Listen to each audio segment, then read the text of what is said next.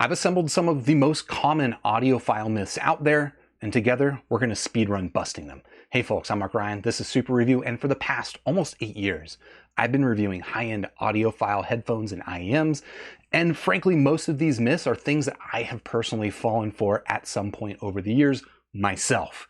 However, I've done something that most people don't do, and that's I've subjected myself to blind A/B listening environments to see, are these things that people say about sound, are they real? Are these like meaningful differences, or are they kind of in the realm of placebo? And that's what we're going to talk about today on this episode of Waveguide. We're going to go through each of these myths. I'll give you kind of a cheat sheet on each of them, and hopefully that'll help you out. And I guess if there are any of these topics that you are interested in a deeper dive on, because this is going to be pretty quick. If there's any topics you're interested in a deeper dive on, either ones that we talk about here or maybe something I don't talk about, any myths that you've heard, you've encountered, well, leave that feedback in the comments, and maybe that will be an inspiration for a future Waveguide video. Which I guess is a nice reminder that Waveguide is brought to you by Hi-Fi Go. Hi-Fi Go is an online retailer of audio gear. They believe that high-end audio should be both affordable and attainable for everyone. And if you agree, well, of course, I've got them linked in the description down below. But otherwise, we are going to go through these myths one by one. And just as a warning, there's going to be a lot of comments down below that disagree with me.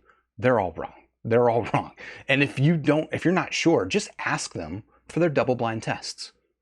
You'll be left waiting.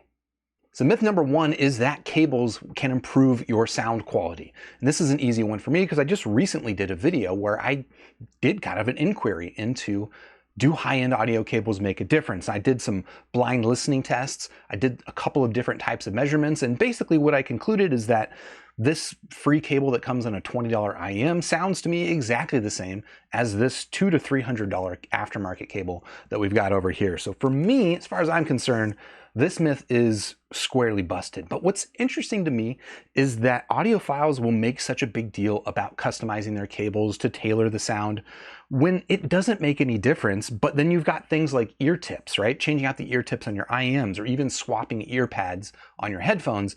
These will make very obvious differences that you can very easily measure.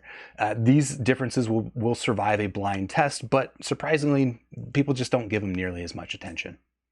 Next up is a related myth that balanced cables are always better than single-ended cables, right? Here's your standard single-ended 3.5 millimeter connector, and over here we've got a balanced 4.4 millimeter connector. Is this cable inherently better because it's balanced? I'm gonna go ahead and say right up front, this one is also busted. Now, when it comes to sources that have single-ended and balanced outputs, a lot of the times, in fact, most of the time, the balanced output will have more power, which means it can get things louder. So if making things louder is going to make them sound better to you, well then, okay, in that case, a balanced connector will sound better. It has nothing to do with the cable, it has to do with the source itself, but in that case, there you go. However, here's my point, is that most single-ended sources have plenty of power to drive all of my most demanding headphones to levels that are louder than I want to listen to them. So getting them louder isn't going to make them sound better to me. In fact, if anything, if I'm using sensitive IEMs, especially on a balanced connector, a lot of the times you lose some control over volume because you've got the same number of volume steps, but you've got a higher ceiling. So it's just harder to control the volume. You also have problems where you'll have double the amount of noise floor or the hiss. And then sometimes also on balanced sources, in fact, a lot of the times the output impedance is higher, which on a headphone is probably not going to make a big difference, but on a sensitive IEM can actually noticeably shift the tonal balance. And is that going to be a thing you prefer or not? I just say right now, that is not a thing I like in my audio. I don't want my sources shifting the frequency response of my headphones. So for me, yeah, this one's just pretty squarely busted. And now this one is maybe especially controversial. All of these are going to be a little controversial, but this one might be especially controversial, and it's that DACs and amps have a big impact on the sound quality that you get. I want to say that this one is busted, but I'm also going to have to kind of give it a plausible. So let me explain. Assuming you're starting from a baseline of a sufficiently good quality DAC amp, something like the Apple dongle, right? This thing costs $9.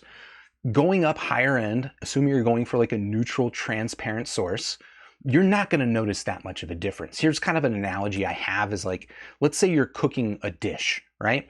Do you want to spend all your time finding the perfect salt for your dish?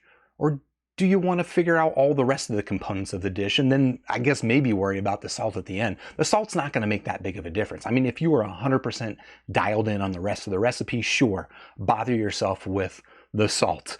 But if you're just trying to get the best sound quality, and sorry, we're skipping analogies here, I think there's other things that are going to give you a lot bigger gains than your DACs and your amps. Now, there is a bit of a caveat here in that, okay, there's two caveats. One, in kind of like the high end of amplifiers especially, there's just like this whole esoteric sub-hobby that frankly I'm not a part of. They have goals that I don't have. My goal is with an amplifier just to have a neutral, clean source. And that for me is very easy to get. However, here's just kind of another note on the DACs and amp thing, thing that is very clearly measurable and even very much audible is output impedance. So a lot of DACs and amps will have variation in their output impedance, somewhere from 0 ohms output impedance upwards of 100 ohms output impedance. And that 100 ohms, that can actually have a very significant difference in terms of the sound that you get out of your headphone. Here's why I personally don't like sources that have high output impedances, is the effect of that high output impedance is going to vary depending on which headphone you use. So like a lot of people will say this amplifier is a warm amplifier. It gives it extra bass, extra body. That description is only true for that headphone and that amplifier combination. If you take that amplifier and use it on another headphone, it's very likely that you're going to get the exact opposite response. So for me, output impedance is a variable I don't like.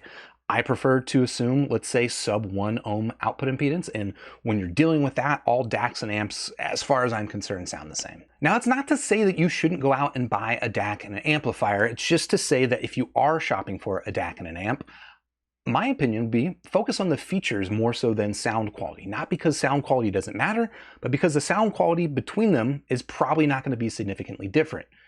The feature set, however, that will be something you notice, and that's how I personally shop for DACs and amps. Now here's a myth that's not going to be that controversial, and it is that audiophiles only like a neutral sound signature, like my beloved Sennheiser HD600s. I'm going to tell you right now, this myth is flatly busted. Otherwise, how do you explain IMs like the HBB Deuce? You don't. Okay, basically, I think the myth is that audiophiles don't like a lot of bass, and there's kind of a grain of truth to it in that it's certainly very possible. In fact, with a lot of consumer headphones, adding more bass to them just makes them sound muddy and smeary and crappy. But that's not to say that audiophiles don't like bass, and it's certainly not to say that audiophiles don't like a lot of bass. There's just ways to do a lot of bass without ruining the rest of the sound signature, and the HBB Deuce is a good example of that. So yeah, this is definitely a busted myth. Now these next set of myths I kind of classify as like purity myths, right? It's like for some audiophiles, audiophilia is all about this pursuit of purity, and in my opinion, I'm not a big fan of it. And kind of starting with this one is like as the artist intended. In fact, I'm just going to go ahead and slap a busted on this one for now. Basically, the myth is that the point of audiophilia is to listen to music and hear it the way that the artist intended. And there's two reasons why this is wrong. Reason number one is actually what we just talked about. While a neutral sound signature that will ostensibly give you the sound that's most close to what the artist had created, that might be what some people like. Not everybody likes that sound signature, and that is totally fine. There are multiple ways to do this hobby. But here's the other reason. Even if your goal is that purity of sound, you want to sound exactly as the artist intended, here's a couple things you should keep in mind. One, there are a lot of confounding variables that stand between the artist playing the music and you listening to it that makes that pursuit basically impossible. All right? If they have made their headphone and they've tuned it specifically for they've made their music and tuned it specifically for a biodynamic headphone, and you happen to be listening to your music on a Sennheiser headphone, well, it's not going to sound exactly the way that they intended. And that's just, you don't know what kind of gear they used when they made the music, and unfortunately, that just means that you're never going to hear exactly what they intended. Here's the other confounding issue, is that a lot of artists are just not audiophiles like we are, so they're not listening to their own music the way that we do. Case in point, Iron Maiden. This album has some fantastic tracks on it, but it sounds like butt. I don't want to listen to this album the way that they intended, because I don't know that they intended it to sound any particular way, unless they intended for this, in which case I need it to sound better. I need to sound as good as possible. So as the artist intended, I think this is a busted myth. Another myth I'm going to classify under the purity myths is that EQ ruins the sound. This one, I'm just going to straight up bust this one. This one's super busted. Look, the music that you listen to, there's a very good chance, almost 99% chance, that it was made with EQ, okay? So EQ is involved in the production of music. If you're using after the fact, how is it going to make your audio sound worse? It's not. Here's the other thing. In fact, the opposite is true. Of all the different things that you can do to make your sound quality better, buy a new headphone, buy a new DAC, buy a new amp, EQ is easily the most impactful one. Now, it's not the easiest to get into. There is a bit of a learning curve. Using a tool like Squiglink can certainly help you out. And there might be other reasons why you don't like using EQ personally. Like, I don't actually use it that much myself. But if you're just saying, like, does EQ ruin the sound quality? 100% no. In fact, the opposite is true. So this one's busted.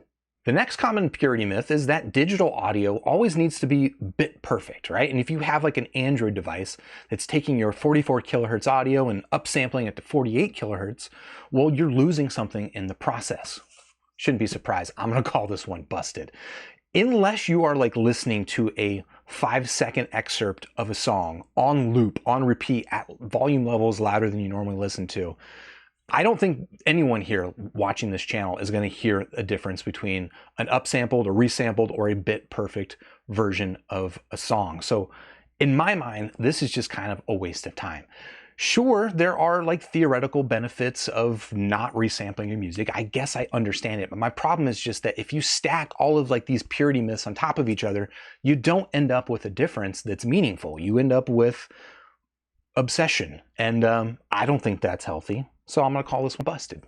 The next myth, that lossy compression ruins the sound quality. Or maybe let's make it a little bit fairer and just say that lossy compression makes sound noticeably worse.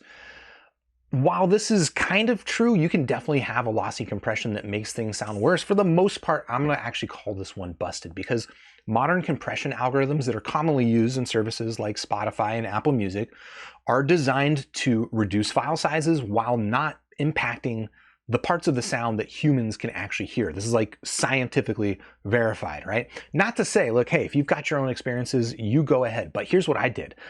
When Apple Music released their lossless audio a couple of years back, I did blind listening tests on myself, seeing if I could hear the difference between their original quality audio and their lossless quality audio.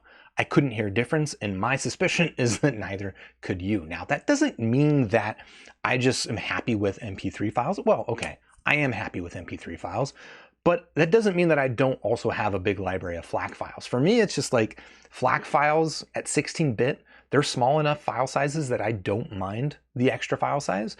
And while I don't think I can hear the difference between a FLAC and let's say a 320 kilobit per second MP3, it's just kind of like a little peace of mind that I'm happy to pay for.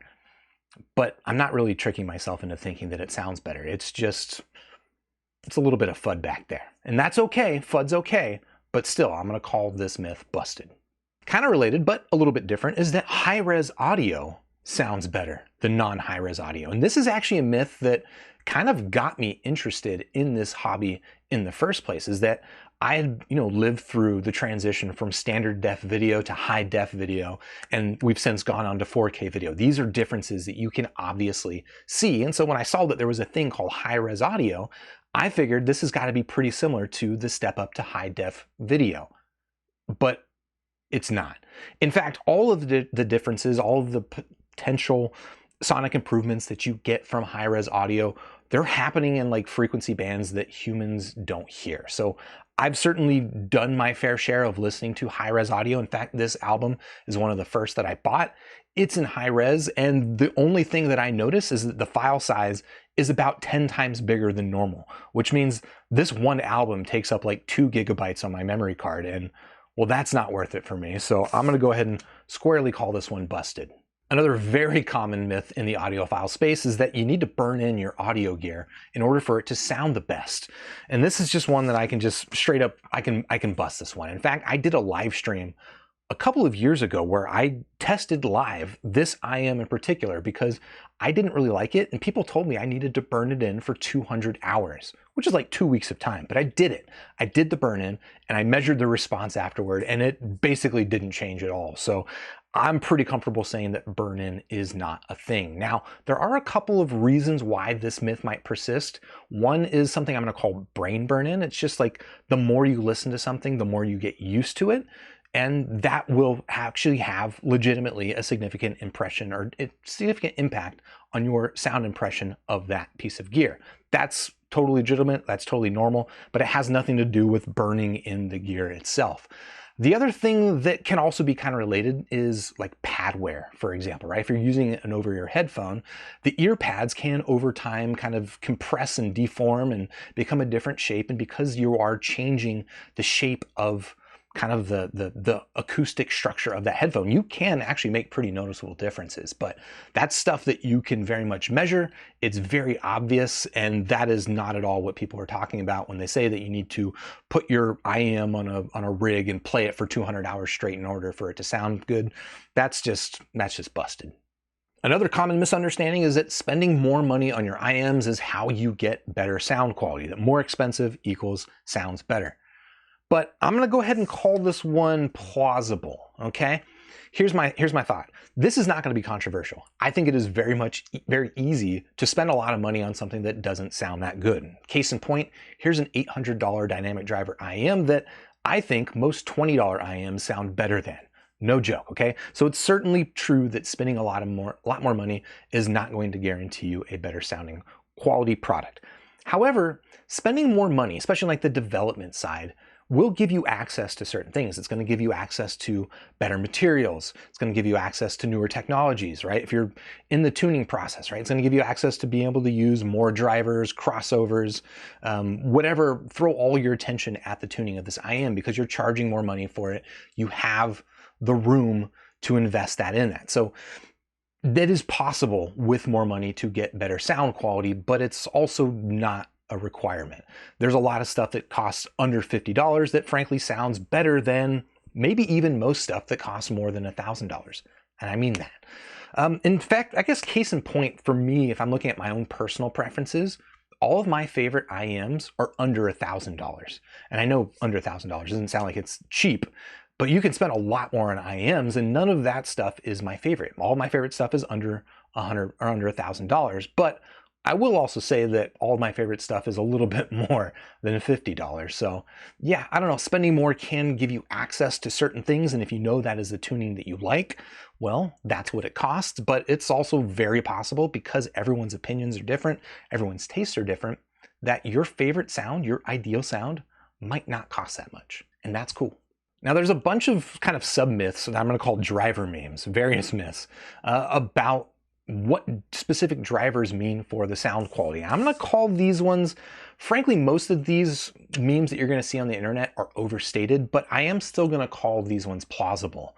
So let's go through them, a couple of them in mind, right? Balanced armature timbre, BA timbre. You've probably heard this one before. I think there's a couple of things that people might be calling BA timbre. So like one, there's this hypothesis that, well, you can see in measurements, balanced armatures have higher third order harmonics, and the hypothesis is that that is what contributes to BA timbre. That's plausible. The other thing is that, well, balanced armatures were kind of just like the first alternative in the IM space to dynamic drivers. And they allow a lot more fine tuning of frequency response versus your typical dynamic driver. And because of that, you might end up with some attributes that a dynamic driver can't do. So there's this difference between the tonalities that are possible with balanced armatures that are not really possible with a single dynamic driver, which is more classic. And then you might start to hear that difference as BA timbre. Why maybe that's a little bit of a misconception is that those tuning characteristics are now achievable with a bunch of different types of drivers, not just balanced armatures. So I don't know. I'm going to call this one plausible, but there you go. Another one that's a little bit on the plausible side, but also a little questionable is like dynamic driver bass. And this is something you'll probably hear me talk about a lot of the times, is that if you listen to a set that has all balanced armatures and has the same bass levels, the same measured bass levels as a dynamic driver set that has that level of bass, Well, the dynamic driver bass is going to be a lot more satisfying and engaging. And why is that? Is it because DD bass is special? It's possible, but there's also another hypothesis that using like these new 5128 measurement rigs, you can see that these sets that looked like they had equal levels of bass measurement between balanced armature and dynamic driver, when you put the BA sets on the new measurement rigs, they actually measure with less bass. And that might explain part of why people think that DDs, dynamic drivers, have a special bass characteristic. I'm not 100% convinced yet that that explains all of it, but I do think that's certainly a big part of it. What are some other driver memes? Driver coatings, right? A lot of people will make a big deal about dynamic driver that has a titanium coating versus a beryllium coating versus a liquid crystal. I don't really care about all this stuff. And I'm not going to say that that stuff doesn't matter, but I think that that kind of stuff matters mostly if you're in the business of building IMs and you are tweaking and you're like changing single variables. I think when it comes to our point in the chain, when we're listening to these IMs, I don't think that whether or not a driver is covered in titanium or beryllium is a difference I can make out, okay? And again, that's not to say that that doesn't make a difference in the building of the IM, but it's like the end result that I am consuming, so I don't really care what kind of coating or how that dynamic driver is made. I don't even care how big it is, frankly. And then maybe kind of like the last myth that is very similar to this is just this vague driver quality, right? A lot of people will talk about two IMs maybe are tuned the same, but one sounds better because it's got better quality drivers. This is, again, very similar. I don't doubt that there are differences between the qualities and like the tunability and the reliability and the QC on different drivers, but at my end, I'm just listening to stuff. I'm hearing the finished product. The driver quality is irrelevant to me. In fact, anyone that says driver quality, I feel like that's just kind of a red flag that they are focused on something that's not that helpful. And so while I'm going to call this myth plausible, I'm also going to give you a fair warning that these driver memes are indeed memes. Just proceed with caution. Now, my last myth might end up being the one that actually gets me the most pushback, and it's this, that you should buy headphones that match your favorite music genres. And this might be a little bit of a hot take, but I think this one's busted. So a lot of people go out there. I see these comments all the time saying, I listen to hip hop and jazz. Which headphones should I buy? And I think that this is the wrong way to go about buying headphones because, well, I listen to a lot of music genres and I find that the headphones that I like sound good with all of the genres. It doesn't matter what I'm listening to.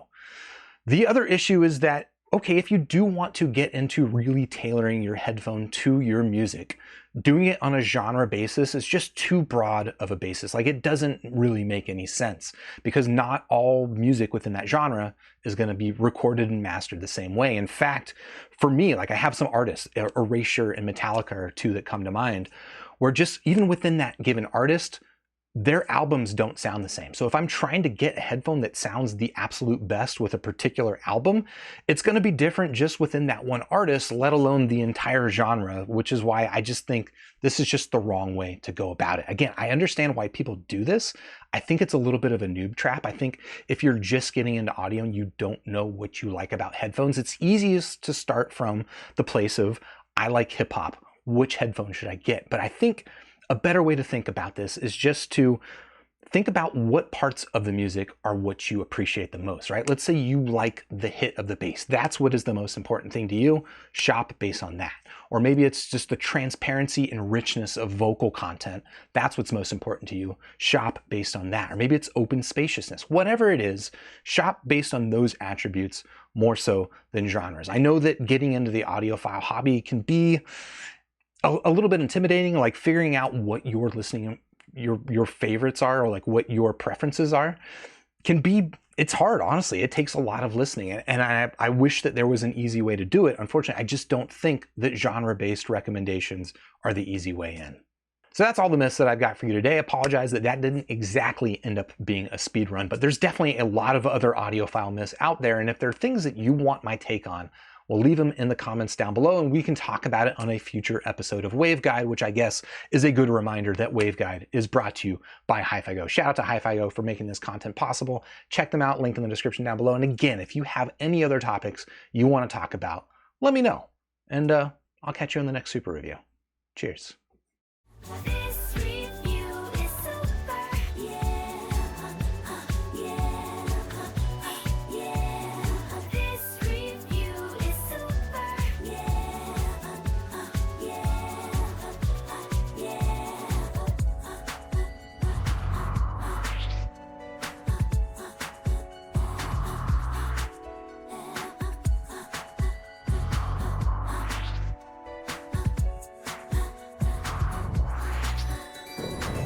Joined with the force of reviews, we now have the tools to brave the misleading world of audio fools. Hey, this review is super, and so are you.